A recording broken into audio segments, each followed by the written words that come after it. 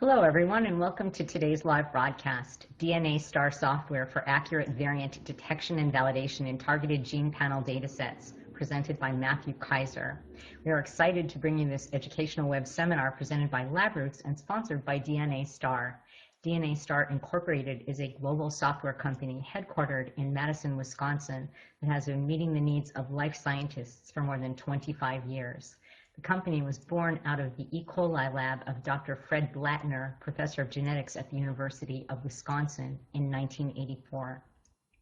Its early products reflected this background and association, and DNASTAR has built a strong reputation during the Sanger sequencing years of providing outstanding desktop software for DNA and protein sequence assembly and analysis. To learn more about DNASTAR, please visit www.dnastar.com. I am Judy O'Rourke of LabRoots, and I'll be your moderator for today's event. This presentation has been approved for continuing education credits.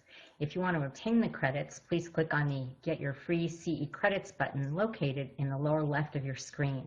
This will take you to a page listing all of our speakers and presentations.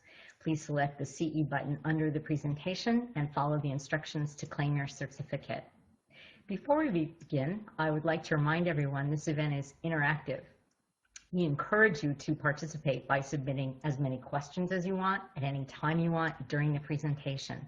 Just click on the green Q&A button located in the lower left of the presentation window. Type your question into the box that appears on the screen. We'll answer as many questions as we have time for at the end of the presentation. Also, please notice that you'll be viewing this presentation in the slide window. To enlarge the window, just click on the screen icon located on the lower right. And finally, if you have trouble seeing or hearing the presentation, please click on the support button at the top right of the presentation window, or use the Q&A button to let us know you're having a problem. Thank you. Now I'd like to introduce Matthew Kaiser.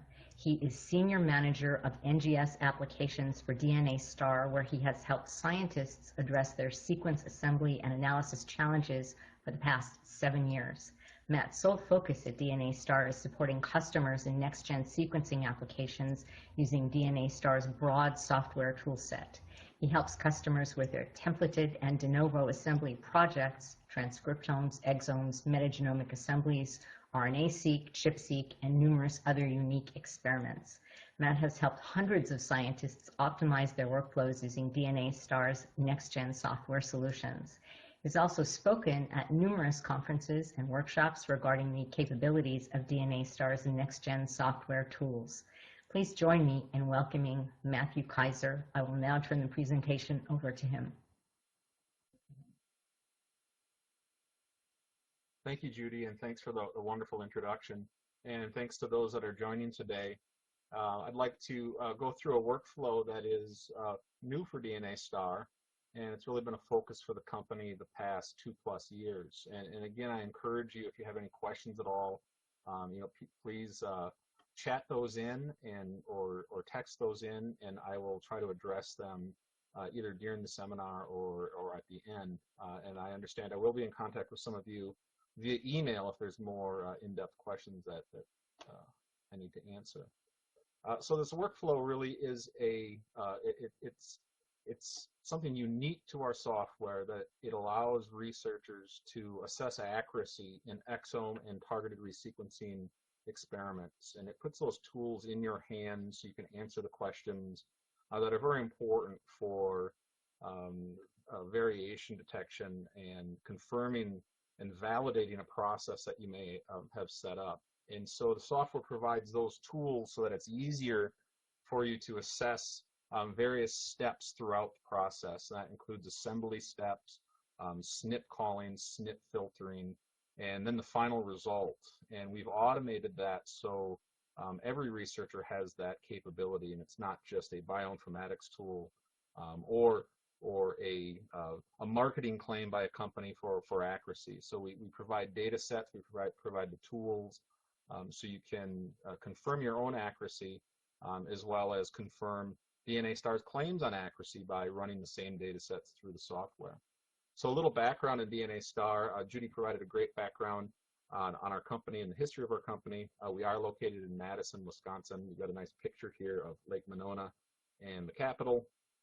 It's not going to look like that later today when a big November storm hits. It'll be very choppy on this water. But we are centrally located. The sales and the development team are mostly located in this Madison location. And my role at the company really is to work with customers, get their feedback, relay that to the development team to try in really a continual effort to improve our software. I also help customers with a variety of projects, so more in-depth NGS questions that they have. If they get stuck in a certain part of their workflow, that's where the support with our software really comes into play. And we'll do webinars, we'll exchange data sets, do what it takes to allow customers to work through their problem. So one of the first aspects of commercial software like DNASTAR is that it's compatible with all the major NGS platforms. That, of course, includes Illumina and Ion Torrent, PacBio data. 454 is kind of on the way out, but that will be replaced by new technologies, things like nanopore. So we're looking ahead. We're working with long read technologies, short read technologies, and we allow our software to be flexible enough to accommodate a variety of these different sequencing platforms. Now, of course, each one of the platforms has its own error profiles and own optimizations in order to assemble or align this data most accurately. And so software like ours can recognize the different data types and automatically set the parameters to be optimal for the different platforms. So it's really important, especially if you're at a location that's working with different types of data, to have a single software that can handle those multiple data forms. If you're using open source software, by comparison, you would have a separate piece of software that handles Illumina short read de novo assemblies versus Ion Torrent de novo assemblies. Your reference guided algorithms would be separate from the de novo algorithms. And so a software package like DNASTAR allows us to accommodate these different platforms fully, which really makes it easier on the end user. In addition to supporting multiple platforms, the hardware requirements for our software are quite modest. And as computers get more powerful, we can do more and more on desktop computers. And so, for instance, we have a new workflow that we won't talk about today, but it's one that we're going to be promoting here in the next few months for de novo assembly of transcriptomes. We'll be able to run on a laptop computer with very modest requirements. And human genome assemblies and exomes and targeted resequencing is really a modest core computer, 16 gigs of RAM, and we need enough space to do the processing of the data. So what we typically recommend is a scratch disk, and this may be an internal drive on a laptop. I use my D drive, which is what I swapped out my DVD-ROM drive and put a storage drive there. And that's where most of the data is processed, is on this hard drive. And then, of course, enough storage, so for the input and output files.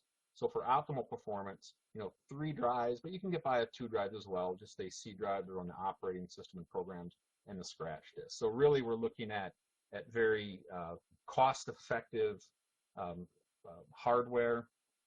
Now, of course, there may be locations, or you may be in a location where it's difficult to get any kind of a hardware upgrade. We have several customers where it's a once every 5 years cycle before you get new hardware. We do have solutions for you. One of those solutions is using the hardware up in the Amazon cloud. And this works particularly well for setting up assemblies, NGS assemblies. And the way it works is that you have our Seqman engine assembly software on your LAN computer, and you set up the project just like you would running locally, except you're going to actually upload the data, and it uses a encrypted storage, an HTTPS protocol that uploads the data very rapidly to a cloud data drive. And then from that cloud data drive, there's one or more Amazon computers can be powered up then to run the assemblies. And then when they're done, there's a queue, and you can see as the assembly is complete, you can download them using the same encrypted and secure protocol. So it's really a great way to work with NGS data, especially if you have a limit on the type of hardware that you have, or in some instances, if you have a large number of assemblies that you want to run in a short time, You can basically spool up as many cloud instances as you need. So if I have 50 exomes that I need done, overnight or in half a day, I can set up 50 exomes, send them up to the cloud, run the assemblies, and have them done in just a few hours. So now cloud is, of course, just getting traction. Some folks are still hesitant to use cloud, but it really is starting to gain some momentum with customers as they see the advantages to having the cloud storage and the ability to use Amazon's nice new hardware that's up on the cloud. Our software is also comes with excellent support, and so, like I mentioned earlier, we exchange data projects with customers. We do webinars. We've got over 100 videos, demo videos on our website, and these are on all different topics. They can range from NGS projects to protein analysis to regular molecular biology analysis. These videos are anywhere from 30 seconds to 5 or 6 minutes long, and they're on this wide range of topics. So it's a great resource for customers to use to learn more about what our software can do. We also do monthly webinars, and so these webinars again are about 50 minutes long. They typically start with a slide presentation like we have today, and then they almost always move into the software. So these are live software demos. Again, going back to 2012 in the archives, they're on all different topics. There's genomic suites overviews, protein structure analysis, gene panel workflows, and so forth. So these are a great resource then for you to learn in depth about specific workflows that you may be interested in. So one of the first questions that we get about DNASTAR software as it pertains to NGS data is, what is the performance? A lot of folks, believe that you have to have a Linux cluster to get good performance on these very large data sets. And this is something that we focused on several years ago, and that was to get the optimal performance on low-cost computers. And so right now our assembly times, things like human genomes, which are, for a typical Illumina data set, that's over 1 billion reads, and this is coverage of about 40x. We get an assembly time of about 13 hours. And that assembly time actually is not just the assembly time. It's the alignment of the data, it's the SNP analysis and the SNP calls, and then it's the building of all the output BAM files and SNP files into an output package. So it's really assembly plus all the analysis and the output file building.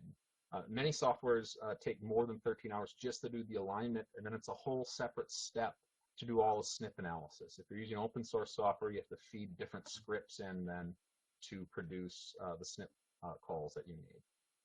Smaller data sets like human exomes, where you may have 100 million reads, these are typically a couple of hours. So exomes, RNA-seq data sets, anywhere from 1 to 3 hours for data sets that size. Smaller data sets like panels, gene panels or cancer panels, are typically measured in minutes. And very small data sets like bacteria, just a few minutes to do the alignments. So we have very, very fast assembly times. Again, this includes all the tertiary files that are produced. So we've been able to do this for some time. Really the focus, once we had the speed, we really shifted our focus then to improving the accuracy. And we're able to work on the speed quite early because these NGS data sets have been available for quite some time. But the accuracy is a different question. And the accuracy really was dependent on having an answer that we could check our answer against, a validated answer. And so that actually kind of held up the accuracy developments until later, till later in the process. And one of the critical pieces, and we'll go into this in more detail for this webinar, is a data set that's available at the Genome in a Bottle Consortium. And the Genome in a Bottle has a particular human genome, it's called NA12878, that has been sequenced by many different sequencing technologies. It's been sequenced with a variety of Illumina, with Ion Torrent, with Solid, with 454, spot sequence with Sanger data. And what the result is several million SNPs that have been verified to a high degree of accuracy.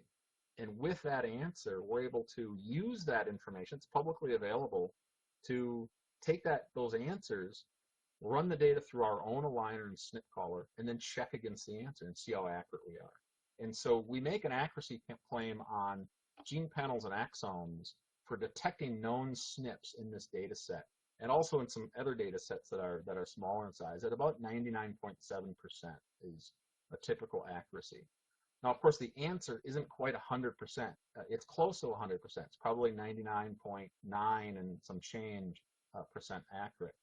And so we have this very small number of missed variations, and we go and we can look at those and figure out, is it an assembly issue? Is it a SNP calling issue? Is it a filtering issue? Or is it an error in the answer? And if it's an error in the answer, we go back to the Genome in a Bottle Consortium and say that there's an error in the answer. So that's really the work we've been focusing on. You can see here there's a link for a white paper that describes this process in great detail. It shows you where you can get the data sets. I'm going to show you the process of how it's set up in our software to run these kind of validation experiments in our own software. So the validation workflow then is part of the gene panel workflows. So gene panels, of course, can be detecting Mendelian SNPs or cancer somatic SNPs. And a validation workflow in a targeted resequencing is generally a known region, amplicons, exons, sets of genes, where the focus is. And the validation is also a targeted area. It is the region of high confidence where SNPs have been called. And so this is one of the workflows now in the DNASTAR software that's accessible to all our customers. And so now this is kind of I know kind of a busy slide here. Let me see if I can get a highlighter going here. Okay. And so this is kind of a flow chart to show you how the data is fed into our software. And so if you look in the top left here, the targeted region file in the green right here. So this green targeted regions file, that's typically a bed file. And the bed file then is a list of those high confidence areas that you have, or the list of areas that you've targeted in your exome or gene panel experiment. Now you might have, it's pretty rare, but you may have all the known SNPs in that file. So if it's a data set that you're familiar with, you may have 100, 1,000, several thousand variants in your region of interest. And if you do, you'll have a known variance, a VCF file. Right, so you can take that bed file, that VCF file, feed it into the SeqMan engine software through the assembler, the variant caller, and then the variant annotator, using your raw input data, your bed file, your VCF file, and that can be fed into our software to get accuracy calculations and a final report where we get the accuracy measurements. So some customers have access to that. Many customers do not, however. They don't have that, or the answer that they have is 10 SNPs, 20 SNPs, which aren't enough to really validate an entire process. So to make that validation more meaningful, we can take these bed files and intersect them with the NIST high confidence regions bed file. So these are the big answer, all the SNPs. We can intersect a bed file from genome NA12878 so you can run that sample through your process, use the genome in a bottle bed file and list of known variants, load that into our software with this NA12878 data set, and really validate your process. And what you're actually validating then is, did you sequence all the targeted areas? Did the assembler, the DNASTAR assembler, do a good job? Did the SNP caller do a good job? And so at each step in the process, there's a possibility for some loss of accuracy. And by being able to interrogate each step along this process using our software, you can troubleshoot and improve in certain areas. If you didn't have the ability to go back and look at the assembly, to look at to integrate each step, you would just get a final answer and really no idea, how to improve it or where your loss of accuracy was. So this is something that we will that I'll show you in our software here. So I did mention earlier assemblies on the cloud. So if I'm going to start my project, I may choose to do an assembly on the cloud. So this is SeqMan Engine. SeqMan Engine is the starting point for most of the DNASTAR NGS workflows. What we're looking at here is a screenshot of the wizard that sets up the project. So I may create a new assembly project, and I'll just here, or I might start an assembly on the cloud. When I do a cloud assembly, I just enter credentials, and that allows me then to access that cloud data drive, and then the Amazon cloud computers. So depending on what you want to do, create a new assembly project locally on my LAN machine, or I can go up in the cloud. The interface is virtually identical. And this is an example. If I want to do my exome assembly in the cloud, this cloud data drive, we can create a folder, loads all these FASTQ files up to the cloud, and then we're ready to go. The next important step is to load the reference and the bed files. And so depending on the organism that I'm working with, I can go to the DNASTAR website and load in different genome template packages. And if we look, I'm going to make this a little bit bigger so I can see it better. So you can see that we've got honeybee and Arabidopsis and cow, a number of different model organisms. And these model organisms are the annotated GenBank chromosome sequences bundled together with a dbSNP build. And so you can see at the top of this header, we have dbSNP build numbers, and then the assembly is the version of the genome, right? So we package these up for customers so they can download them and use them for their analysis. And so in this case, we would load a human genome assembly, and once we, human genome package, excuse me, once we've done that, we can also load it in the template files. We load in the targeted region files. So again, from the wizard snapshot, here's a targeted region file. It's typically a bed file, or it could be a manifest file from Illumina. So that's the template that we're going to align against: our genome, our bed file, and these intersected files. There's kind of a schematic here. So the bed file that I use, again, it might just be a bed file where I know the SNPs that are in that region, and I can just go with that. If you're going to use the genome in a bottle, the NA12878, then you can intersect it, and this is something we can help customers with. And the idea is that on human chromosome 1, we have a number of regions that can be called with high confidence. So the NIST bed file are these red bars here, and they cover about 90% of the human genome. There are certain regions that can't be sequenced accurately. And so the bed file then just lists all the high confidence areas in the human genome. Now your bed file for your gene panel may be a much smaller region on the human genome. And that's what these rectangles represent. They represent my gene panel bed file plus these little pink diamonds, which are the known SNPs in that area. So if I'm going to validate my process, I can intersect my own bed file with the NIST bed file, and then I should have a set of SNPs in those regions, in those coordinates, that I should detect at near 100%. And that's what I'm going to use for my answer. So no matter what your capture technique is, whether you did your own custom panel or if you got exome data from a vendor, if you sequence NA12878 using that targeting technique, you can calibrate your process once you intersect this kind of a bed file. So then I can load in the sequence files. And so here again is the SeqMan Engine wizard, and I can see all the data here that's loaded in. SeqMan Engine wizard allows me to set up multiple samples, and I can run these as separate projects. And so when I do that, I can have as many as 50 exomes at a time. I can load all the data in.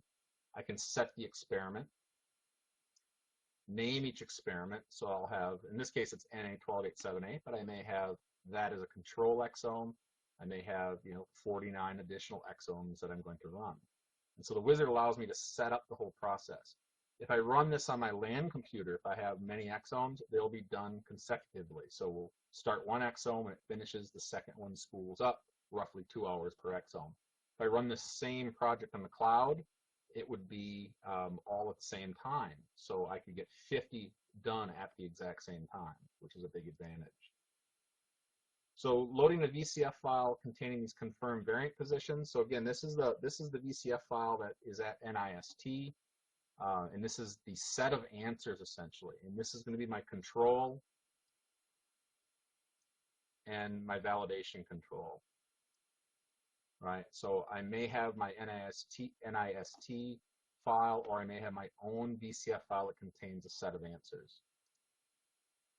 So when we take all these together then, everything that contributes to variant call accuracy, we have the coverage in targeted areas, which there can be significant loss here. So for example, if your targeting technique is not very specific, if it grabs pseudogenes, if the probes were ineffective, you may have significant loss in that only 80% or 90% of the regions that you intended to sequence were actually captured. So that's one point where there can be loss. And that's, again, it's the coverage and it's the specificity. So specificity then is the probes or primers may actually grab similar genes or pseudogenes, so you get thinner coverage in those areas. So our software provides a mechanism then to analyze what the coverage looks like and what the capture efficiency was. Then we have the mapping efficiency. And mapping efficiency really is the DNASTAR algorithm. How good is the actual mapping and alignment algorithm that's being used?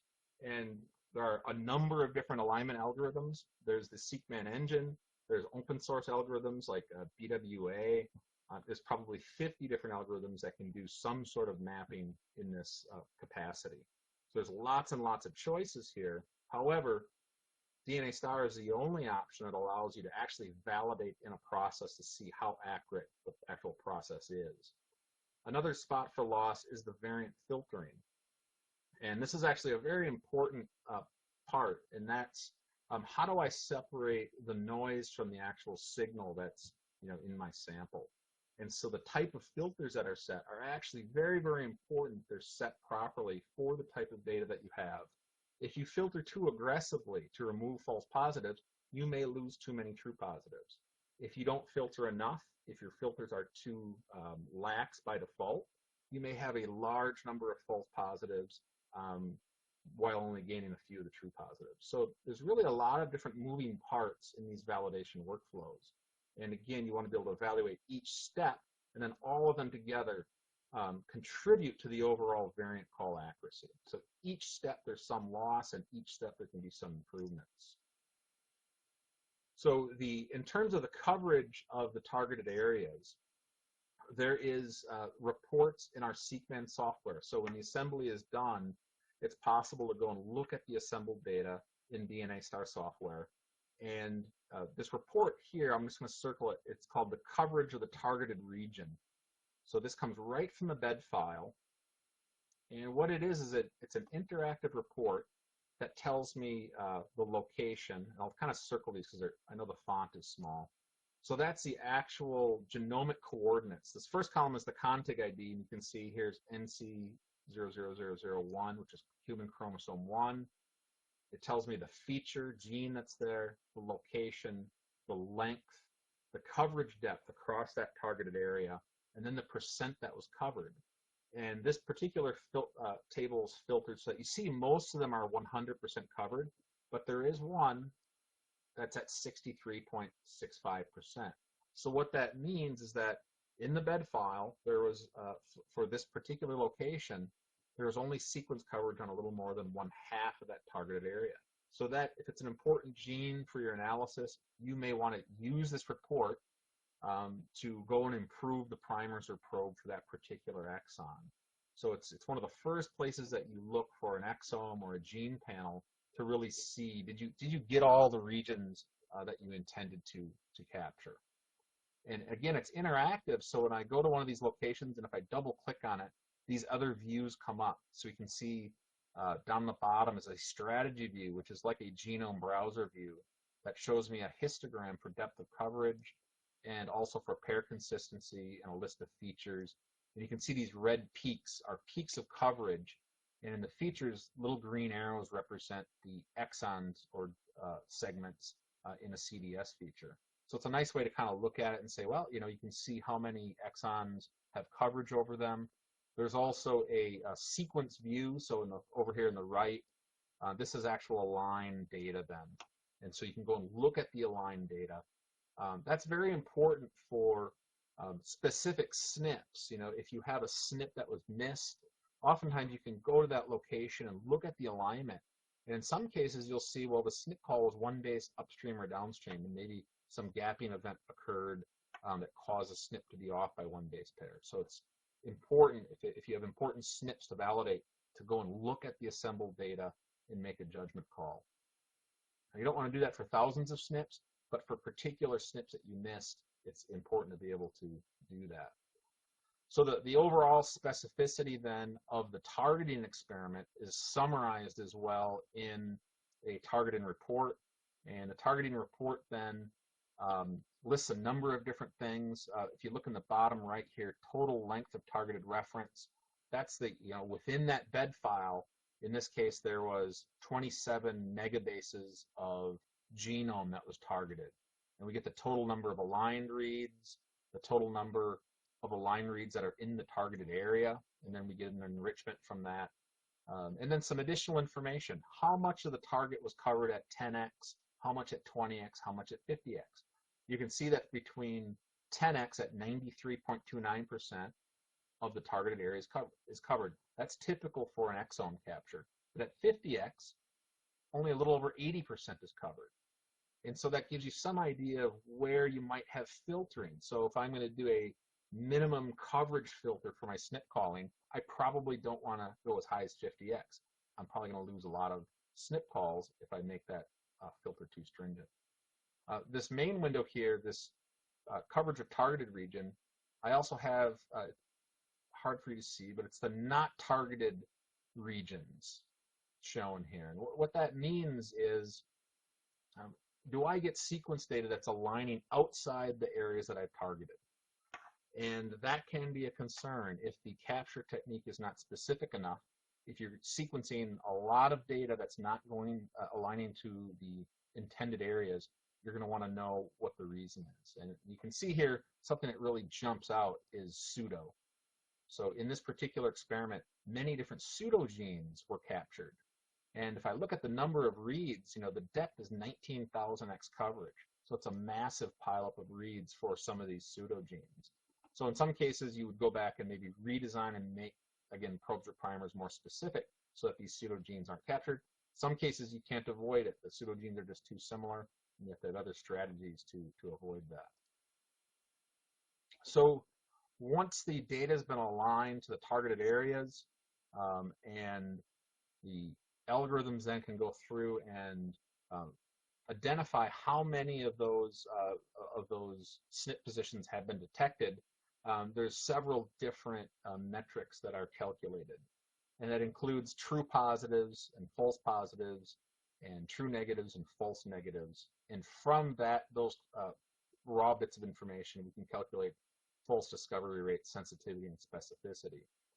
And as I mentioned earlier, there's oftentimes a trade-off. There is a trade-off between true positives and false positives, for instance. In many cases, if I don't apply any filtering at all, just let everything come through, I may get slightly more, all the true positives that are in that sample, but I may increase the false positives by thousands of percentage points. So I may, you know, by removing all the filtering, I'm essentially letting all the sequencing noise come through into the variant analysis. So in most cases, that's not desirable. So you have to apply some filtering, and that really becomes the challenge, is how to find the optimal balance here.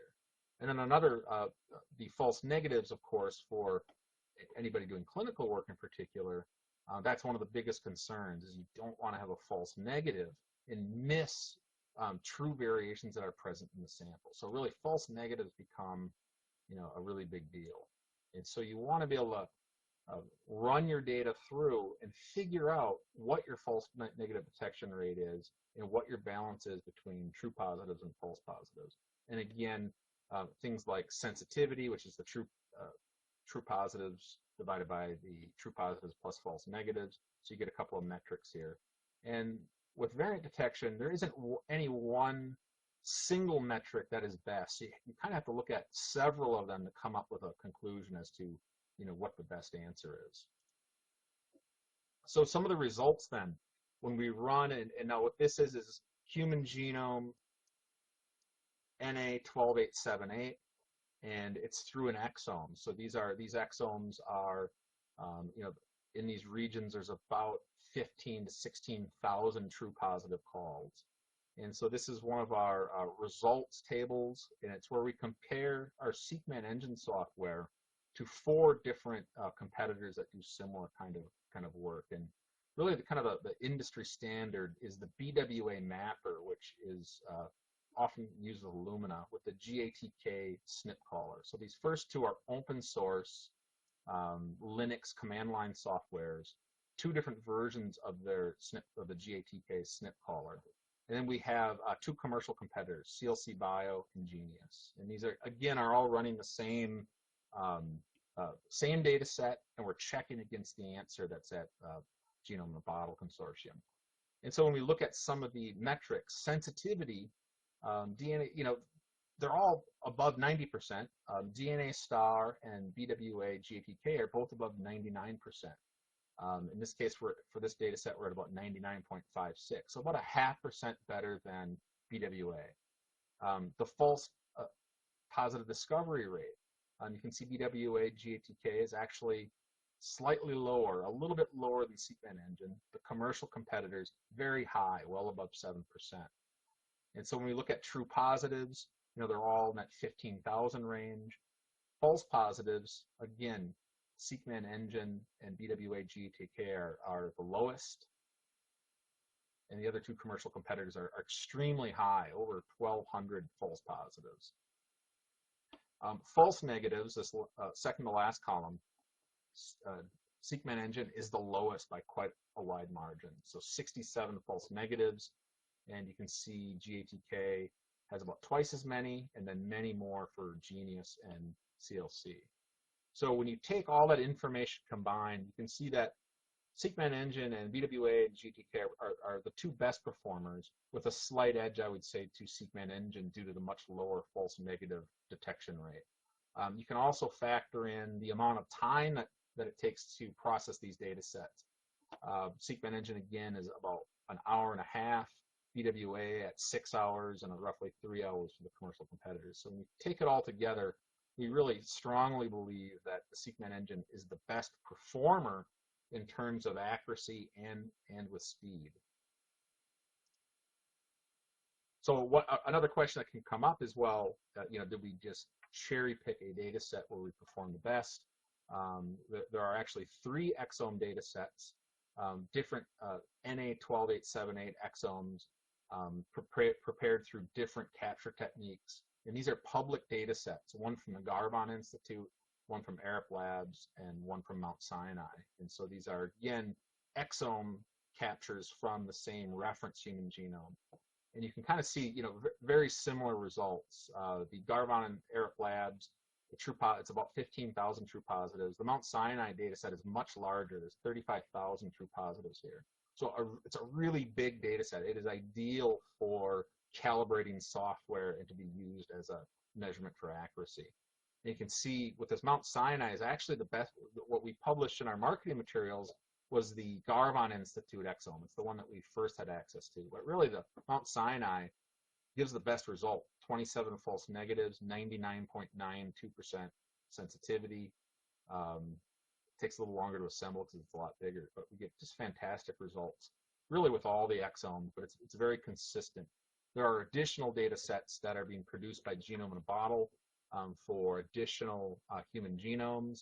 I think there's going to be a cancer data set as well. And as those data sets become available, we will do additional white papers and different measurements of accuracy and make sure that our customers have access to those data sets so they can do their own measurements.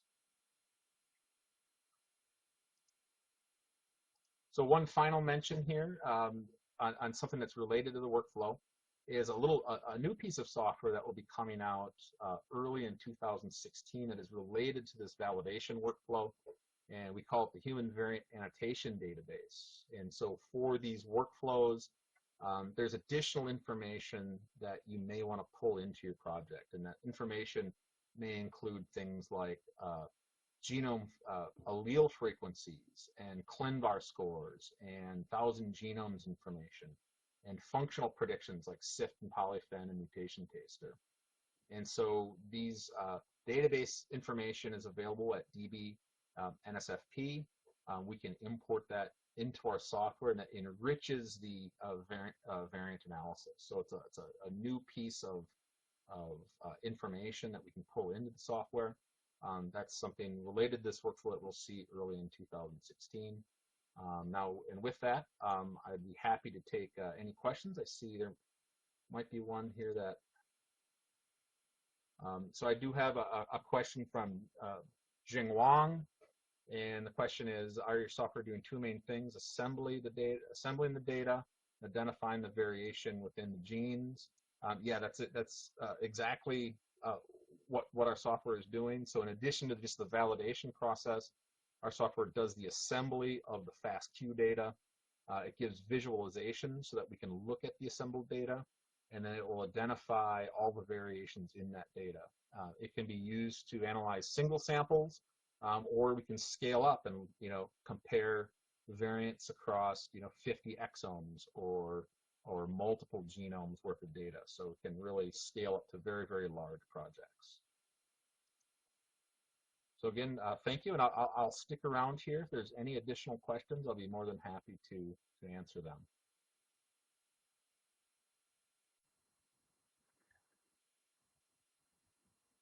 Thank you, Matt, for that informative presentation. Indeed, it is time for Q&A.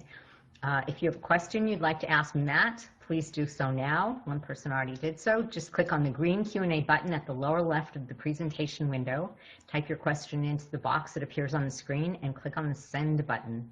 And we will answer as many of your questions as we have time for, and I'll give you a moment to formulate questions.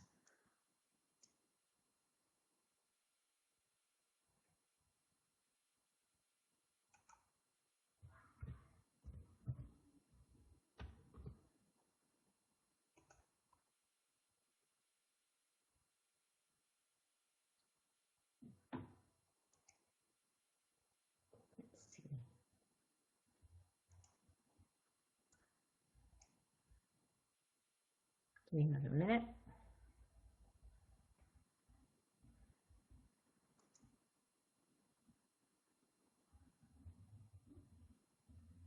Okay, if there are no more questions, I would like to once again thank Matthew Kaiser for his presentation.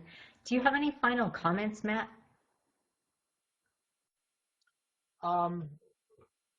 Thanks, Judy. Again, thanks for attending today. Thank you again, Matt. Looks like we had a little technical problem there for a moment, but thank you again for your presentation and for your response there. I would also like to thank our sponsor, DNASTAR, for making today's educational webcast possible. A reminder, this presentation has been approved for continuing educational credits. If you want to obtain the credits, please click on the Get Your Free CE Credits button located in the lower left of your screen. This will take you to a page listing all of our speakers and presentations. Please select the CE button under the presentation and follow the instructions to claim your certificate. Before we go, I want to let everyone know that today's webcast will be available for on-demand viewing through May 11th, 2016. You'll receive an email from LabRoots letting you know when this webcast will be available for replay. Please share that announcement with your colleagues who may have missed today's live event. That's all for now. Thank you for joining us. We hope to see you again soon. Goodbye.